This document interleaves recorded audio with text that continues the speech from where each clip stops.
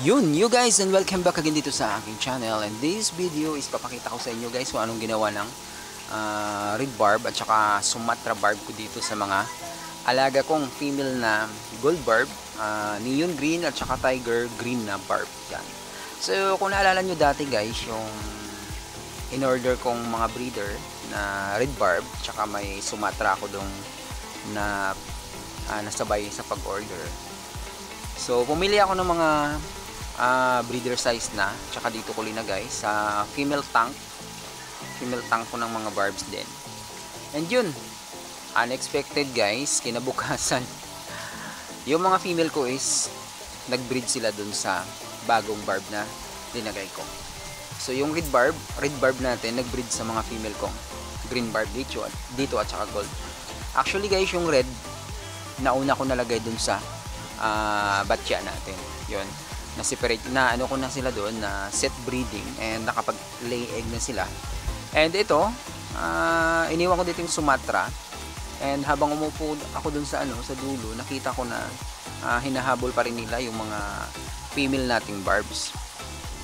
Kaya sabi ko, yung Sumatra nagbi-breed din pala sa tiger barbs natin. Kaya ito ngayon guys, tatanggalin natin yung mga female and also yung mga Sumatra barb natin. Tsaka lagay din natin dun sa ating lagayan sa breeding tank natin, yung planggana lang, doon natin sila i-breed kasi di naman sila sensitive. Yun, try natin guys, baka may lumabas na ibang klase na namang barb. So yung gagawin natin dito is yung unang yung una nating project is yung red barb na nagbreeding dito sa gold barb at saka sa green barb natin. Ewan ko kung anong lalabas nito guys. So sana maging maganda siya, maging maganda yung kilalabasan.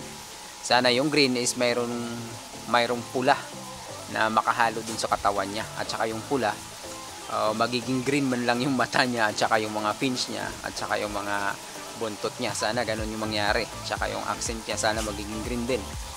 Yun. So tingnan natin, ito yung Black Sumatra natin guys. So nagbreed din siya sa mga barbs natin. Ang ganda nitong Black Sumatra. Barb din siya guys. So tingnan natin itong next project natin kung anong kalalabasan. Sumatra naman versus sa mga barbs natin. Yun. And before pala guys, shoutout pala kay RMC Beta. Yun, shoutout sa iyo idol. And yun guys, continue tayo sa breeding tips natin. And yun, sinadya ko talaga guys nga ilagay sila dito sa female tank ko para mapatunayan ko kung male talaga yung napili kong gagawing breeder. At yun nga, pasado tayo kasi nagbreed nga sila dito sa mga female kong barb. Ito kasi mga female kong barb, everyday ko binibigyan ng live foods, kaya ang lalaki ng tiyan, konting sundot lang magdadrop na ng egg. Yun.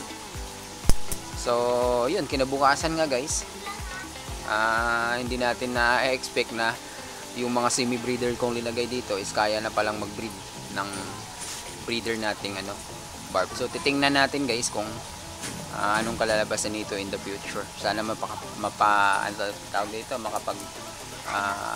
palabas tayo ng panibagong klaseng barb yan na variety. So ito, natanggal na natin sila guys. Tatlong female na barb, isang gold, isang green at saka isang albino na yung accent niya ko is kulay blue. So i-mix natin to sa Black Sumatra at saka green na Sumatra barb. Yun. So may na-ready na tayo dito ito pala guys yung Black Sumatra natin. Yan o. Yan.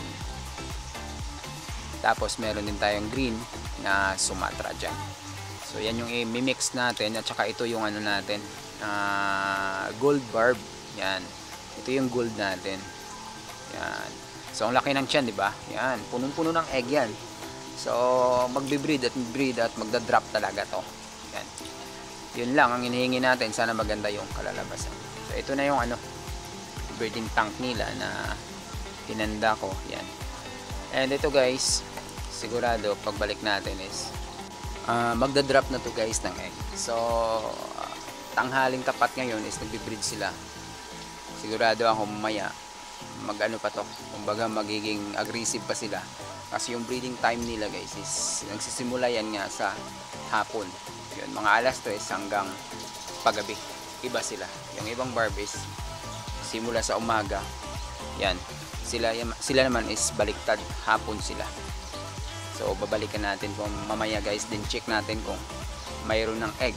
So sana mag-success tayo dito.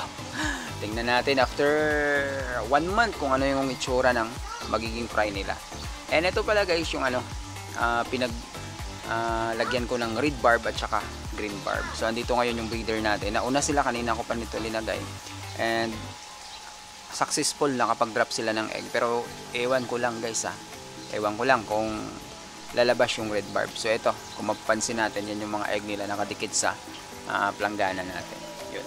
Kasi meron din akong linagay ditong male na green barb. So hindi natin alam, baka yung male lang ng green barb yung nagbe-breed dito sa female na green barb natin. So hindi natin alam pa kung nagbe-breed talaga yung red barb natin. Pero okay lang, at least masanay sila sa breeding kasi after a month doon naman talaga yung punta nila. Kaya ngayon sasanayan na natin yun. So after a month pwede na sila isabak sa breeding. Yung problema lang natin dito ngayon, isang female natin is medyo hindi pa masyado ma-identify kasi nga medyo pa talaga sila, going to semi breeder. Sunod talaga natin sila i-boss ng mga mayaman sa proteina na pagkain, like mga live foods. Yun, kaya araw-araw ko talaga sila tinitira ng live foods para makita natin yung pinagkaiba talaga. Yun, so hopefully makapag-release din tayo ng napakaraming red barb sa susunod at saka mga Sumatra na barb. Yan. Then ito nga guys, is binalikan ko sila ngayong hapon. Is nakita ko ayun, may mga egg na sila sa gilid ng planggana natin. Ayun nakadikit. So successful na kapag drop yung green barb natin at saka gold barb dito. Yung nag-breed sa kanila is yung Sumatra barb natin. Yan. So sana lang is maganda yung kalalabasan. Pero actually maganda naman kahit pangit pa yan kasi nagmi-mix lang sila sa kumbaga yung kulay nila andun pa rin, di ba? Yun. So hanggang dito lang muna guys yung video natin, and thanks for watching again, and don't forget to subscribe on my channel. Yan. So sana mag-success na yung breeding natin, and sa inyo guys, patuloy lang sa pagbi-breed. Malay nyo, balang araw is AC na lang sa inyo yan. Lalo na pag gamay nyo na yung yung pagbi-breed. Katulad din sa akin noon, nangangapa. Pero ngayon, parang naglalaro ka na lang guys pag sanay ka na sa pagbi-breed ng mga ganitong isda. Yan. And thanks for watching again.